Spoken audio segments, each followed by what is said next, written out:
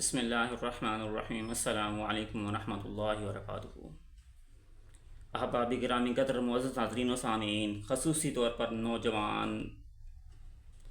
ہماری young generation, ہمارے دماغ میں ایک سوچ ہے کہ اگر ہم بالفرض جہاد کے لیے نکلتے بھی ہیں تو ہمارے اہل و عیال کا کیا بنے گا، ان کی ذمہ داری، ان کے کھانے پینے کا انتظام کہاں سے ہوگا۔ تو اسی موضوع کی مناسبت سے سورہ آل عمران آیت نمبر 170 میں اللہ پاک فرماتے ہیں، اعوذ باللہ من الشیطان الرجیم، بسم اللہ الرحمن الرحیم، فرحین بما آتاہم اللہ من فضلہ ویستبشرون بالذین لم یلحقوا بہم من خلفہم الا خوف علیہم ولا ہم یحزنون۔ اس آیت کریمہ کا شان نزول یہ ہے کہ اللہ رب العالمین کی رضا کے لیے کچھ لوگ، کچھ نوجوان شہید، وہ اس کی رضا کے لیے نکلتے ہیں، اس کے راستے میں لڑتے ہوئے شہید ہو جاتے ہیں اس کے دین کی سربلندی کے لیے۔ اب وہ اللہ پاک کے پاس پہنچتے ہیں تو اب اللہ پاک ان سے فرما رہے ہیں، ان کے لیے کہہ رہے ہیں فارحین بما آتاہم اللہ من فضلہ، کہ اللہ پاک نے جو انہیں وہاں فضل عطا فرمایا ہے نا، وہ شہادت کے بعد وہ ان میں خوش و خرم ہیں، جسے کہتے ہیں نا کانوں تک ہر طرف سے خوش، تو وہ وہاں خوش و خرم ہیں۔ اب اللہ پاک ان سے سوال کرتے ہیں کہ میرے بندو، تم نے میری لیے، میری رضا کے لیے اپنی جان قربان کی، اب میں تمہیں تمہارا منہ مانگا انعام دینا چاہتا ہوں، مانگو اور کیا چاہیے۔ تو وہ اللہ پاک سے فرما رہے ہیں، اللہ پاک سے عرض کرتے ہیں کہ یا رب العالمین، آپ نے ہمیں اتنا کچھ دے دیا ہے، ہماری یہ بھی گنتی میں نہیں آ رہا، تو بس ایک چیز ہے کہ ہم تو تیرے پاس آ گئے ہیں، ہمارے اہل و عیال کے پیچھے کیا بنے گا، ان کے نان و نفقہ، کھانے پینے کا انتظام، باقی معاملات۔ اب اللہ پاک یہاں پہ فرما رہے ہیں وَيَسْتَبْشِرُونَ بِالَّذِينَ لَمْ يَلْحَقُوا بِهِم مِّن خَلْفِهِم۔ اللہ پاک نے پہلے ان کے بارے میں فرما دیا فَرِحِينَ بِمَا آتَاهُمُ اللَّهُ مِن فَضْلِهِ، کہ وہ خوش و خرم ہیں جو اللہ پاک نے ان کو وہاں خوشیوں میں، ان کو جنتوں میں ٹھہرایا ہے۔ تو ایک ان کو فرما دیا، ان کے لیے دوسرا پھر فرما رہے ہیں فَيَسْتَبْشِرُونَ بِالَّذِينَ لَمْ يَحْلَقُوا بِهِمْ، ان کو بھی خوشخبریاں سنا دو جو ابھی پیچھے رہ گئے ہیں، جو ان کے پیچھے موجود ہیں، جو ابھی تک نہیں آئے، لم يلحقوا بهم من خلفهم، جو ان کے پیچھے رہ گئے ہیں۔ کیا خوشخبریاں ہیں؟ اللہ خوف، ان کو نہ ہی خوف ہوگا، ولا هم يحزنون، اور ان کو غمگین بھی نہیں ہونے دوں گا۔ اللہ اکبر۔ یعنی کہ اللہ رب العالمین اس آیت کریمہ میں ہم سے فرما رہے ہیں جو میرے رستے میں نکلے گا، اپنے دماغ سے وہ سوچ، وہ خیال نکال دے، اس کا ذمہ میں رب لے رہا ہوں۔ اللہ خوف علیہم ولا ہم یحزنون، نہ ان پہ خوف ہوگا، نہ وہ غمگین ہوں گے، نہ اس دنیا میں ان کو مشکلات میں، کیونکہ ایک چیز تو ہے کہ ظاہر آزمائش کے لیے تو آئے ہیں، لیکن ان کے نان و نفقے کا، ان کے کھانے پینے کا انتظام اللہ پاک فرما رہے ہیں، پھر وہ میں نے ذمہ لے لیا ہے ان کا، اس دنیا میں بھی، اس دنیا میں بھی۔ اس دنیا میں کیا ہوگا؟ جو شہید ہوا ہے، روز قیامت اللہ رب العالمین کی عطا سے، اس کے فضل سے جب جنت میں جائے گا تو اللہ پاک اس سے پوچھیں گے کہ اے میرے بندے، کچھ اور چاہیے؟ کہیں گے اللہ ایک اور چیز ہمیں دے کر دینی ہے۔ تو پوچھیں گے، اللہ پاک ان سے دریافت فرمائے گا کیا چاہیے؟ وہ کہیں گے اللہ ہمیں نا دنیا میں ایک دفعہ دوبارہ بھیج دے۔ اللہ پاک کہیں گے وہ کہاں کیا کرنا ہے جا کے؟ وہ کہیں گے ہم تیرے راستے میں پھر سے تیرے لڑتے ہوئے شہید ہو جائیں، تیرے پاس آئیں تو پھر وہ ہمیں واپس بھیج دیں دنیا میں، ہم پھر تیری رضا کے لیے، تیری خوشنودی کے لیے لڑتے ہوئے شہید ہو جائیں، تیرے پاس آئیں تو پھر ہمیں لوٹا دے دنیا میں، ہم اسی طرح کرتے رہیں۔ کیوں؟ وہ شہادت کا جو اس وقت جو مزہ ہے، وہ سرور ہے، وہ کہیں گے اللہ وہ ہمیں جنتوں بھی شاید نظر تو نہیں آ رہا، وہ تو جو سرور جو تو نے اس وقت ہمیں دیا اس نسبت سے، شہادت کی موت سے۔ اللہ اکبر۔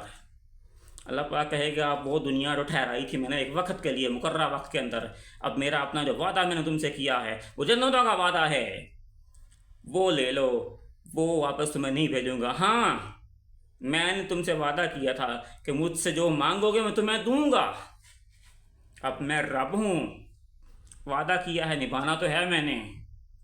क्या फरमाएंगे अल्लाह? चल अकेला नहीं जा, तुझे मैं उससे एक और बड़ा इनाम देता हूँ, जा अपने वालिदैन को भी साथ ले जा, अपने भाइयों बहनों को भी साथ ले जा, अहलोयाल को भी साथ ले जा। 70 बंदों के अल्लाह पाक उस दिन, जिस दिन हर बंदा नफ्सा नफ्सी में लगा होगा ना, 70 बंदे अपने नान के दादी के मिला के बनते हैं, जाके 70 बंदे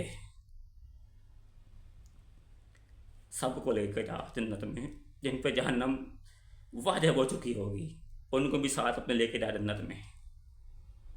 इससे बड़ा और क्या चाहिए हमें कि मैं शहीद हूँ तो रोज़े क़यामत अपने वालिदैन के लिए बख्शिश का ज़रिया बन जाऊँ,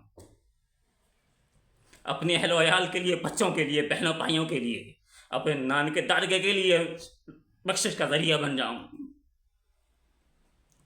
इससे बड़ा इनाम और क्या होगा मुसलमानों और नौजवानों? हम जो इस मामले को, तो ये इतना बड़ा शहादत का मकाम है, उस रोज़ अल्लाह पाक वो इनाम फरमाएगा। लेकिन दुनिया के अंदर भी अल्लाह पाक जिम्मेदारी ले रहा है उस बात की कि अल्लाह खौफन अलैहिम वला हुम यहज़नून, मैं उनको पीछे खौफ में मुब्तला नहीं होने दूंगा। ये खौफ क्या है? जो खौफ हमें लगा हुआ है ना, हमारी दुकानदारियां हैं, फिर भी क्या हालात होते हैं, एक दिन भी ये बरसात हो तो खदशा होता है, परेशानियाँ। हम सरकारी मुलाजम भी अब हैं ना, अब लाले पड़े हुए हैं ना एक एक नवाले के, लेकिन उनके बारे में अल्लाह पाक कह रहा है कि मेरे रास्ते में, मेरी रज़ा के लिए, मेरी खुशनुदी के लिए, मेरे दीन की सरबुलंदी के लिए निकले हैं, शहीद हो जाते हैं। उनका जिम्मेदारियाँ सारियाँ का सारियाँ, उनके पूरे घराने की जिम्मेदारियाँ मेरी हैं, इस दुनिया में भी मेरी हैं। उनको गमगीन भी नहीं होने दूंगा, उनको सुकून कल्ब अता करूँगा, जिसमें पूरी दुनिया उसमें उसका शिकार होगी, परेशानियों का शिकार होगी, ज़िंदा और मुतमईन नहीं होगी, उनको उसका शिकार नहीं होने दूंगा। अब इस आयत करीमा का जो तर्जमा है, मफ़हूम है, वो हमसे क्या मुतालबा करता है, क्या तकाज़ा करता है? अगर हमारा इस आयत करीमा पे यकीन है, दिल से हम अपना ईमान लेके आते हैं कि हमारे रब ने जो फरमा दिया है, दुनिया ख़त्म हो जाएगी, ये 2 लाख मरतबा, 2 करोड़ मरतबा दोबारा बने, दोबारा ख़त्म हो जाए, सब कुछ वो बदल जाए, हमारे रब का फरमान जो है वो एक लम्हे के लिए भी, 1 सेकंड की भी, 1 लाख हिस्से में भी बदल नहीं सकता। अल्लाह अकबर। उसने अगर ज़िम्मा ले लिया है तो यकीन पुख्ता रखो। उसका एक अमली नमूना देख लीजिए। पाक फ़ौज में कितने शहीद हो चुके हैं अब तक हमारे, सिर्फ ज़रब अज़ब ऑपरेशन जो हमने ये बलूचिस्तान में, खैबर पख्तूनख्वा के इलाकों में किया, जो यहाँ से अफ़गानिस्तान के अंदर से, इंडिया की तरफ से, ईरान की तरफ से वहाँ दहशतगर्द तंजीमों ने वहाँ पर दहशतगर्दी जो मचाई है, जब उनके ठिकाने बर्बाद किए हैं, उनको हमने यहाँ से निकाला है, ख़त्म किया है उन ख्वारजियों को, तो हमारे 1.5 लाख नौजवान शहीद हुए हैं, 1.5 लाख नौजवान। लेकिन क्या है, वो आर्म फोर्सेस में उनको ताहयात पेंशन मिलती रहेगी। ये अल्लाह पाक का अंदाज है, एक इसी अंदाज में अपनी हिकमत के साथ उसका इंतज़ाम करवाता है। वो जिन लोगों ने बरकत देखी हो ना अमली ज़िंदगी में, वो समझ सकते हैं बाखूबी कि बरकत कैसे आती है। होता 5,000 है तो काम सारे के सारे हो जाते हैं, वरना सोच रहा होता है ये कैसे हो गए हैं। अल्लाह अकबर। यकीन इस आयत करीमा पे जो उसका तकाज़ा ये बनता है, अब हमारा पुख्ता यकीन हो, अल्लाह रब्बुल आलमीन पे यकीन हो, उसकी रज़ा के लिए हो, उसकी खुशनुदी के लिए हो, दुनियादारी के लिए ना हो, कोई और मकसद ना हो। जब उसके रास्ते में निकलेंगे, शहादत अल्लाह पाक अता फरमाता है, तो पीछे हमारे वालिदैन, बहन, माएँ, जो भी अहलो याल हैं, बीवी बच्चे हैं, बहन भाई हैं, उनकी ज़िम्मेदारी अल्लाह ने ले ली है। जब उसने ज़िम्मेदारी ले ली है, अब इसके बारे फिर हमारे, अगर हम सोचें तो माअज़ल्लाह सुम्मा माअज़ल्लाह अस्तग़फ़िरुल्लाह माअज़ल्लाह ला हौला वला कुव्वता इल्ला बिल्लाह। पर हमारा ईमान कहाँ है फिर इस कुरान पाक पे? हमारी आज़माइश यही है कि अल्लाह रब्बुल आलमीन का हुक्म है, फरमान है, अल्लाह पाक ही देखता है कि मेरा बंदा उस पर यकीन करता भी है कि नहीं करता। दुआ मांगते हो, इस अंदाज़ में मांगते हो, पता नहीं अल्लाह कबूल करेगा कि नहीं करेगा। माअज़ल्लाह सुम्मा माअज़ल्लाह अस्तग़फ़िरुल्लाह। अल्लाह के बंदो, उस रब से मांग रहे हो, ہماری ایک زمین ہے نا، ہمارا ایک سورج اور 8 سیارے ملا کے، عطارد، زہرہ، زمین، مریخ، مشتری، زحل، یورینس، نیپچون، پلوٹو کو نکال دیا، اب 8 سیارے، یہ ایک دنیا بنتی ہے نا۔ ہم کسی ایک زمین سے نہیں ابھی تک نکل سکے، کسی اور دنیا میں نہیں جا سکتے۔ یہ ایک دنیا، ایک یونیورس، اس میں ایک سورج ہے، 8 سیارے ہیں، اس میں نہیں نکل سکتے۔ تو اللہ پاک نے اس طرح کی 2 ارب کائناتیں بناؤ، کم سے کم فگر بتا رہا ہوں میں، جو سائنس بتا رہی ہے میں، اس طرح کی 2 ارب کائناتیں اور بنا رکھی ہیں۔ اللہ اکبر! اس سے مانگ رہے، اس کی شان کے مطابق مانگ، بے یقینی کے ساتھ مانگ رہے اس پروردگار سے جو کافروں کو دیے جا رہا ہے، جو ہمیں مانگے بھی دیے جا رہا ہے، اس سے مانگیں گے تو بے یقینی کے ساتھ مانگو گے۔ استغفر اللہ معذل، یہ اللہ پاک کی توہین نہیں تو پھر اور کیا ہے؟ یہ توہین ہے اس انداز میں دعا مانگنا۔ انا ظنی عبدی، اللہ پاک نے فرمایا ایسا اپنے بندے کے گمان کے مطابق ہوں، اگر بے یقینی کے ساتھ دعا مانگے کہ دعا قبول نہیں ہوگی، یقین کے ساتھ مانگو گے۔ ہماری اوقات ہے ویسے ہی نہیں ہے۔